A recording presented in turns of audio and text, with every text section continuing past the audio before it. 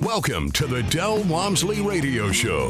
Listen and grow as Del questions the status quo, encourages you to think differently, and empowers you to make a better life. Get ready as Del challenges core beliefs, seeks the truth, and reveals the roadmap to the lifestyle you really want.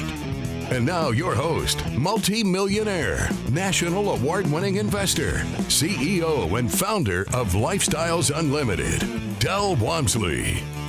Welcome to Del Walmsley Radio Show, where the hype ends and the help begins. I'm your host, Del Walmsley, and as always, we're working on your financial freedom.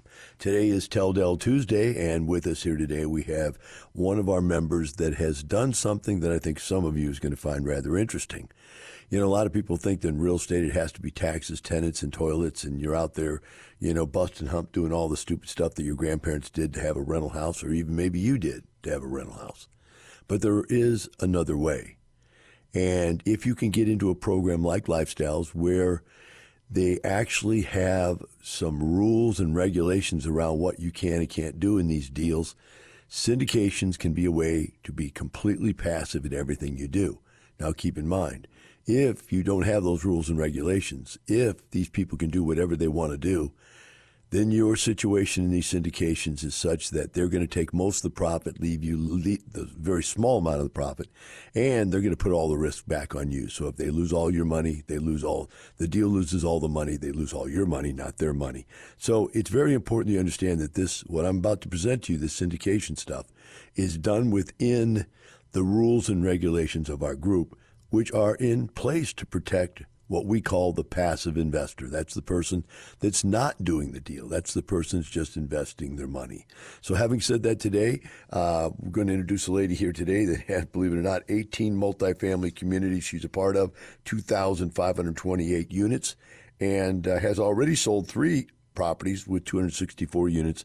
So it's quite an accomplishment since 2017. Robin Matias, welcome to the show. Hi, Del. Thanks so much for having me on. Thank you for coming on the show. Let's go back 2017. Before that, what was it that made you start looking into this stuff? What was the hook to say, hey, we got to do something different? Well, we always knew we needed to have passive income.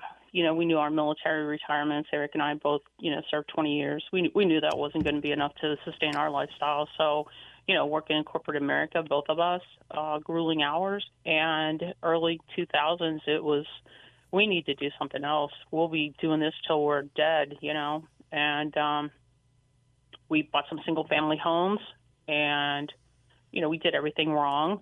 We had done everything incorrectly, and we were just looking for a way, how can we do this better? And then we found Lifestyles. And we were just blown away. We were blown away by just the genuine openness, everything we heard, everything we saw in numbers, real numbers. We were just blown away. What were some of the aha moments that really woke you up?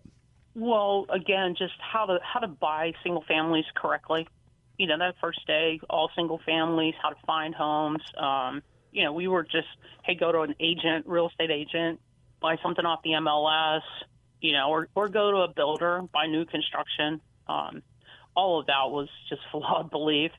So how to find distressed properties, how to find, the right neighborhood, all the factors to make a good, smart investment. That's what we learned in day one. And then day 2, multifamilies, that took it up to a whole new level.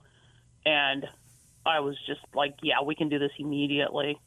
What types of things really caught your attention on day 2? Because that's where you went. That's the direction you went. What really caught your attention? Well, the fact that I was still working, I always felt like I'm never a quitter. I'm going to work till I'm probably dead. But, of course, that all changed.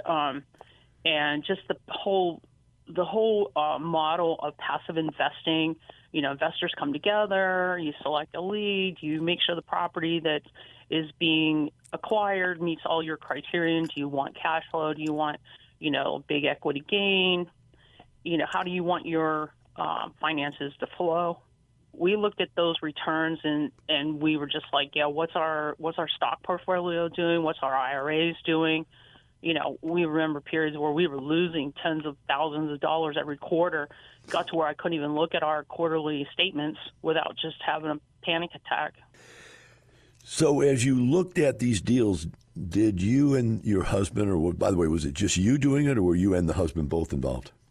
Well, I do most of it, but Eric's involved. He follows along. He's my He likes to sounding spend board. the money, right? I'm the one that spends the money. He just do you? okay, whatever. Okay. So as you were looking at this, did you have a plan? And if so, let's go into it a little bit as to how you were going to get involved. So our plan was to, and you probably said this on the radio, you could probably put more money in your first deal, but it's an amount of money that you feel comfortable letting go of. And so, everybody looks back and says, gosh, I put more money in that deal. Why did I put more money? And we say that because we still own that property.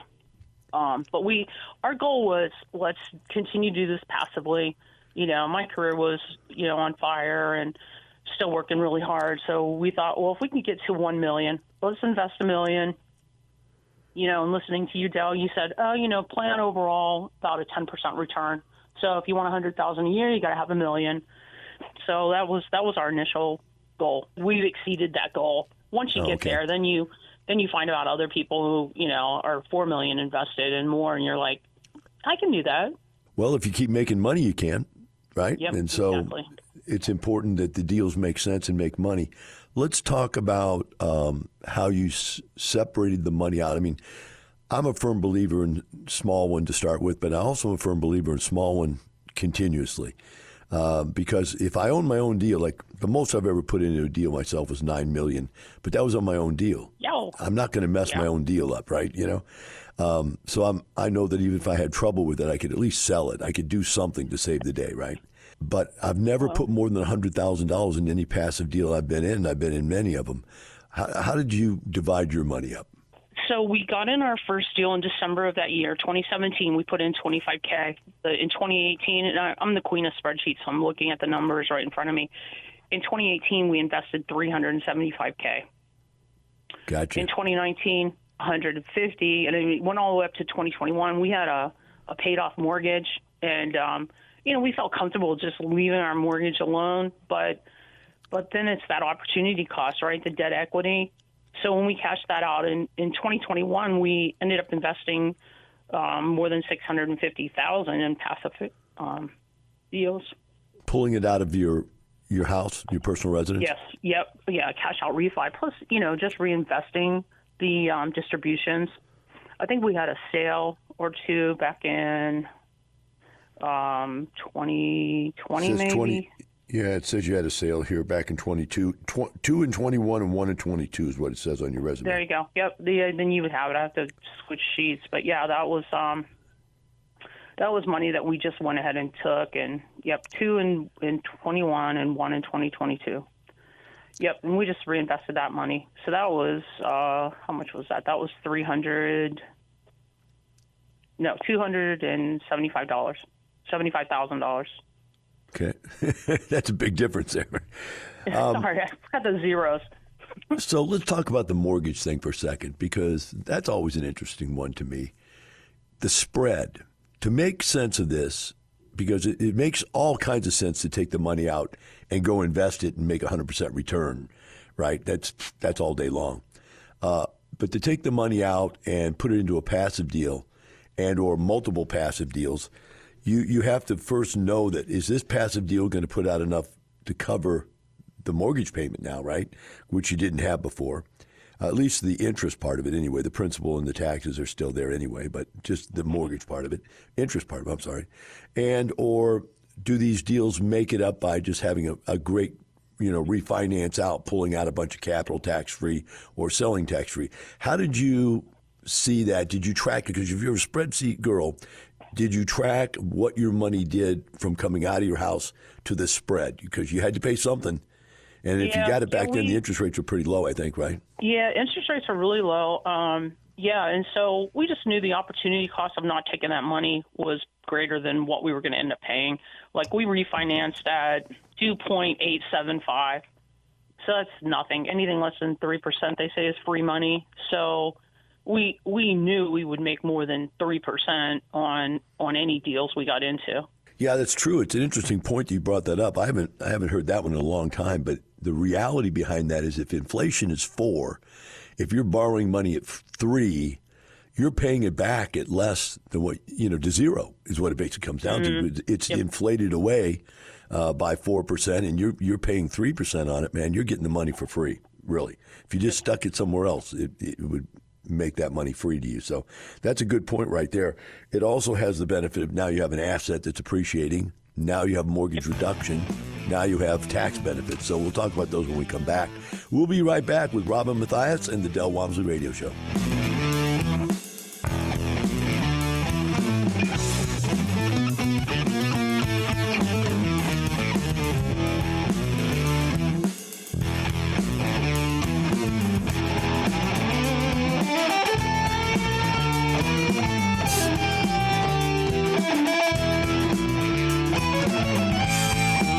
Teaching you with a roadmap to creating the lifestyle you really want. Keep listening. The Del Walmsley Radio Show returns in moments.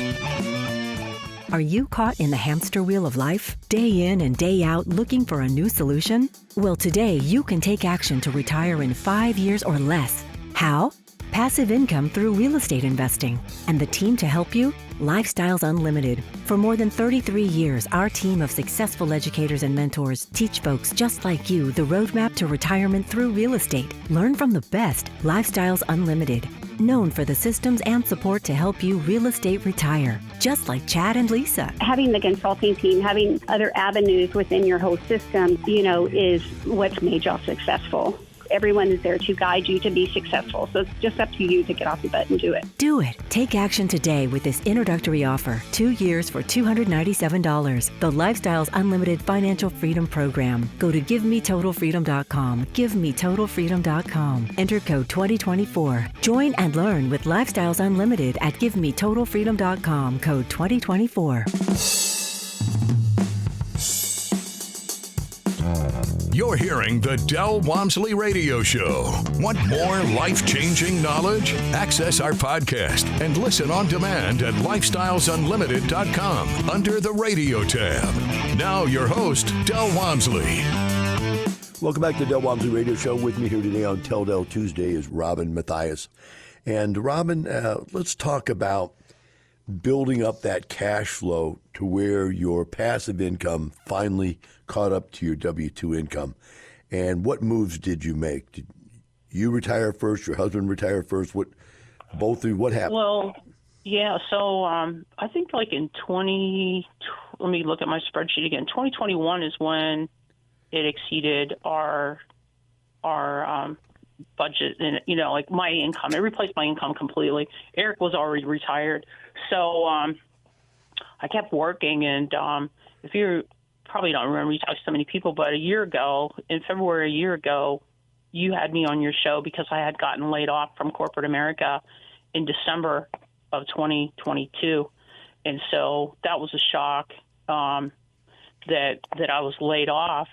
And I look at layoffs, tech layoffs are at a historical high. It's the new norm. The months April and May coming up here are going to be the norm to have more layoffs of tech workers. They're struggling to get rehired. So it was like my manager did me a favor by letting me go.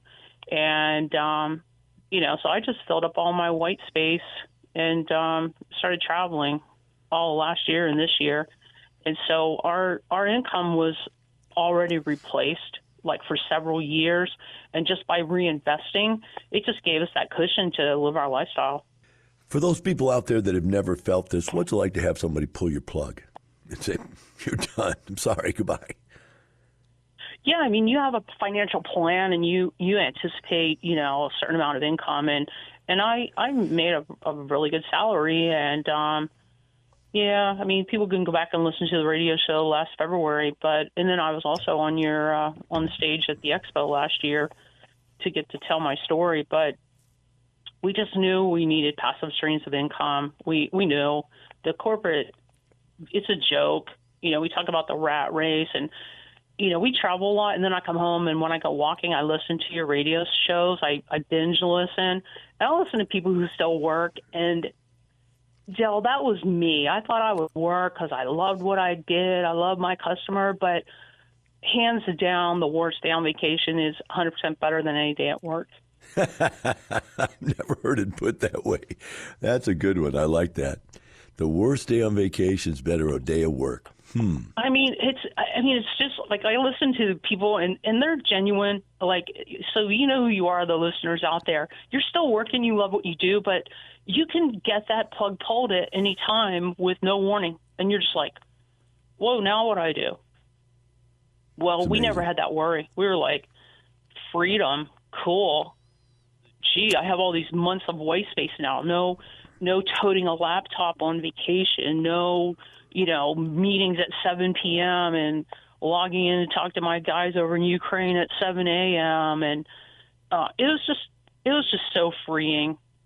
And so that's how it happened. And we continue to invest. We one of our multifamilies just sold this past month, and so we'll be looking for a deal to redeploy that cash. So it's money we don't need. We'll just keep reinvesting, and that's how you continue to grow wealth after W-2 income. I've been doing that for 35 years. It blows my mind that every time I think, okay, this is the last one I'm ever going to buy, right? Now, when they're passive, it's really bizarre because you don't have to do anything else. But this is the last one I'm ever going to buy. I'm going to start hoarding cash. And all of a sudden, the cash account gets a little larger and a little larger because the cash flow comes in every month and more than I need to spend. And then one day you go like, oh, my gosh, I can't stand all that cash sitting there doing nothing. And it drives you crazy. And you go buy into another deal. And then after that, you have more cash flow. And it right. builds on itself, right? It becomes obnoxiously large at some point. We're kind of sitting on cash now. I maintained my LEED certification since when we first joined. And, as much as I love travel and all the places, we've been in so many countries over the past year. I mean, I should count them up for you, but it's a lot. And we go to Europe. I know my hard drive is filled with pictures from everywhere. You guys sent me like 20 pictures of all over the world you've been. So there's no doubting that you're enjoying the traveling a lot. Yeah, we just love. Because in the military we went to a lot of places, but we didn't get to see a lot, right? Because we, duty on our country. We were working, so now we're just enjoying the lifestyle. That's pretty sad. If you travel because of work, I've been there doing seminars, right? Going around the country doing seminars, and you don't really get to see the place. You need to go there. Knowing, in fact, actually it's better if you've been there and know that it's a place you want to be, and then go back and really just dig in and enjoy it. So I understand that point. Let's talk about taxes, Robin.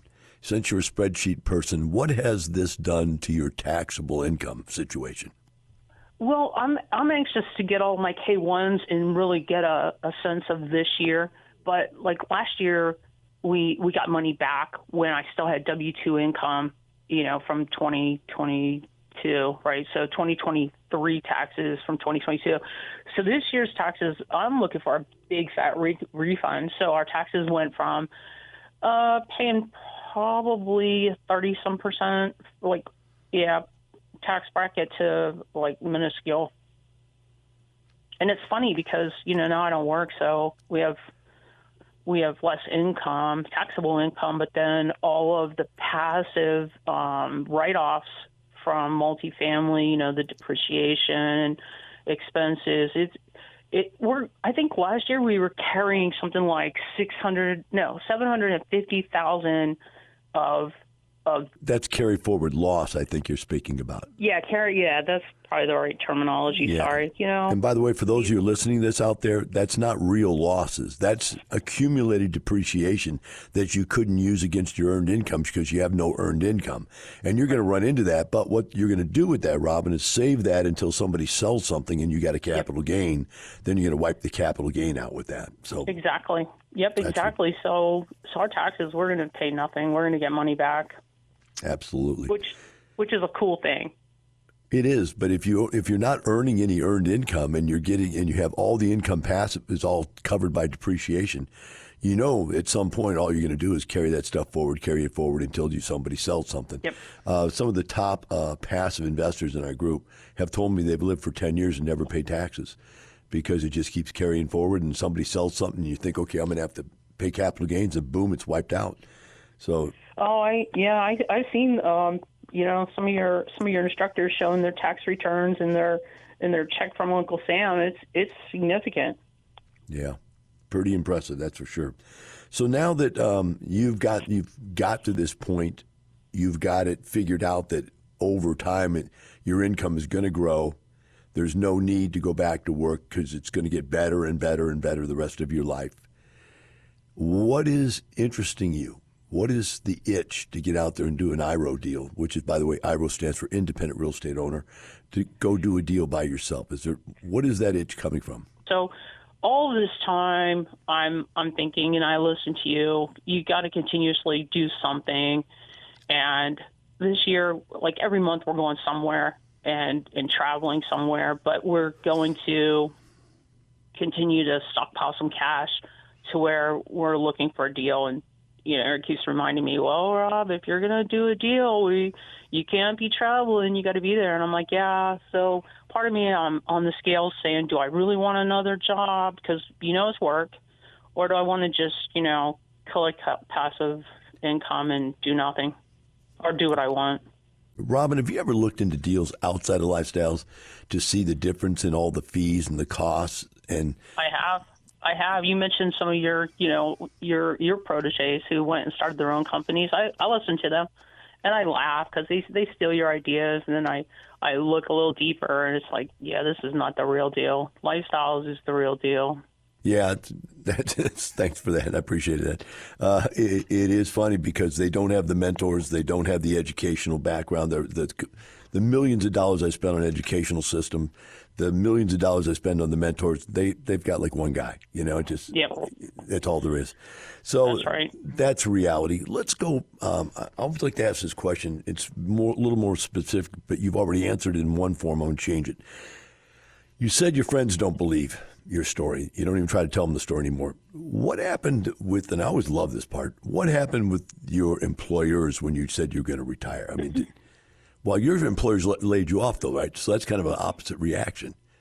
I never heard from anybody. I called my lead engineer, and his name's Kevin. I just called Kevin from wherever I was. I think I was in Prague at the time, and I called Kevin and said, hey, Kevin, I just want you to know I won't be back.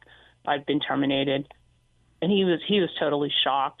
And I said, hey, don't worry about it. It happens in corporate America all the time. I'm going to be fine. Don't worry about me. But I just wanted to let him know, what a great job that he was doing. If you would, please, in this last segment here, would you share with the people that are listening out there, now that you've had quite a few years to look at this and live off the wealth, what would you say to someone if they said, is there anything you would have done differently? Join sooner, invest more early. That's absolutely, as I'm talking to you, I'm looking at my spreadsheet going, holy cow, I made $794,000 passively in 1 year. I mean, I look back at those numbers and I'm blown away. I'm just like, wow. But the only way you can get there is if you start, and you have to start somewhere. Start small. I think you had someone on the radio the other day I was listening to. They were already retired and started investing passively. And, a lot of people go that route and invest passively. Some just say, I'm retired now. I've been retired. Maybe I'll just go syndicate a deal or do an IRO. And but my advice is you got to do something. You will continue to work till the day you die. You'll continue to tell yourself that, I'm secure in my job. My income's never going to go away until it does. And if you listen to any financial news, there's so many layoffs right now. Inflation's up. Interest rates are holding flat right now, but cost of everything is up. And you cannot keep working and building that pile of money because, you'll be living on rice and beans in retirement and never go anywhere. Absolutely. So as you sit here now and have this amount of success in life. By the way, can you say that number for me again? It blew me away.